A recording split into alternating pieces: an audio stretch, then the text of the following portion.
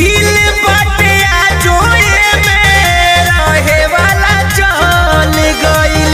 जिंदगी के अब हमारा समय बदल गइल। भले होई गईनी बलमुआ के बनहुआ, बाकी तोर याद आवेला रे मजनुआ। दिले बारू हमारा के सरप्राइज तू अनोखे। खुश नइखी देके तोहके धोखे, दोस्त